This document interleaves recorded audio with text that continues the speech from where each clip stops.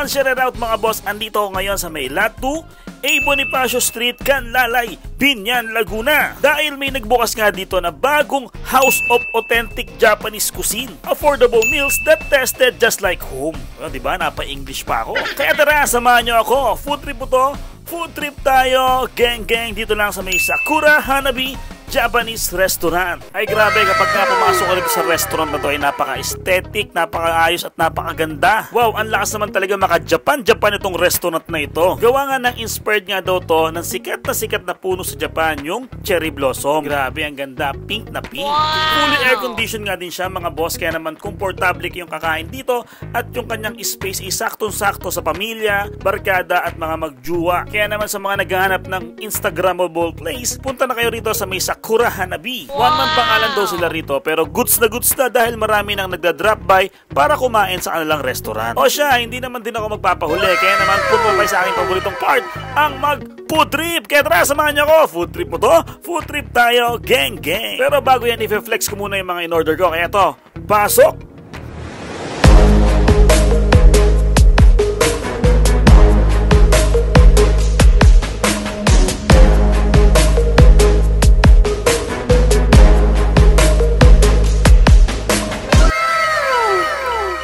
Ang unang pinudrip ko nga pala yung kanilang shoyu ramen. Grabe, solid ang servings nila sa ramen. Napakadami. Ang sarap din ng noodles niya, boss. Hindi ito yung pangkaraniwang noodles lang ha. Halos lahat kasi na ingredients dito is nanggagaling talaga sa Japan. Kaya naman quality ang lasa mga boss. At next naman yung kanilang California Maki na nagkakalaga lamang ng 180 pesos. Naka-promo sila ngayon mga boss. 8 slices na yan mga boss. Promise, nakarami ako nito. Sobrang sarap. Talaga naman bagay na bagay sa sausawan niya. Talagang malalasa mo yung mangga, lettuce, crab stick, tsaka yung cucumber. Sobrang laki pa ng slice niya. Tingnan nyo. Next, yung kanilang tamagoyaki na nagkakalaga lamang ng 180 pesos. Meron siyang egg milk, tapos meron siyang secret ingredients ng Hapon. Basta, okay din yung lasa niya. Malambot siya, tsaka medyo creamy. Sunod naman yung kanilang Ebi Cheese Maki na nagkakalaga lamang ng 259, 8 slices na yan mga boss. Meron siyang tempura sa loob, cheese, tapos crunchy siya, and then meron siyang teriyaki sauce kaya no need ng sausawan. Meron din nga pala sila rito mga rice bowl, like chicken teriyaki doon na nagkakalaga lamang ng 259. Panalo yung lasa nito mga boss, hindi siya nakakaumay at nanunuot yung lasa sa laman ng manok. Kaya to, solid, very good, panalo!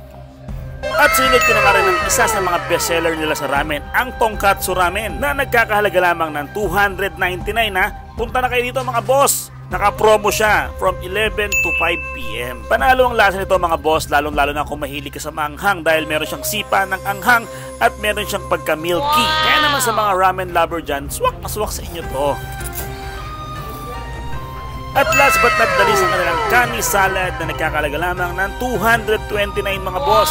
Sobrang bet ko to mga boss. Sobrang sarap nito mga boss. Yung kanyang kani stick, mango, cucumber, lettuce, bagay na bagay lahat dyan mga boss. At lalong-lalo na yung mayonnaise ng Hapon. Eh mga boss, kitang-kita naman sa pagkain ko, nanlilimahit na ako. Dahil gustong-gusto ko ng sunod-sunurin yung pagsubok. Open sila daily from 10:30 AM to 10:30 PM. Kaya ano pang iniintay nyo mga boss? Authentic Japanese cuisine na talaga mapapa-craving satisfied ka. At very reasonable naman yung kanilang mga prices. Kaya tara, dito sa may Sakura Hanabi Japanese Restaurant.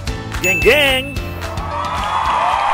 Support local and small food businesses and thank you for watching. At kung nagustuhan mo ang aking video, please like, share, and subscribe. At pakipollow ng aking FB page at subscribe ng aking YouTube channel. Salamat mga boss! Gang gang!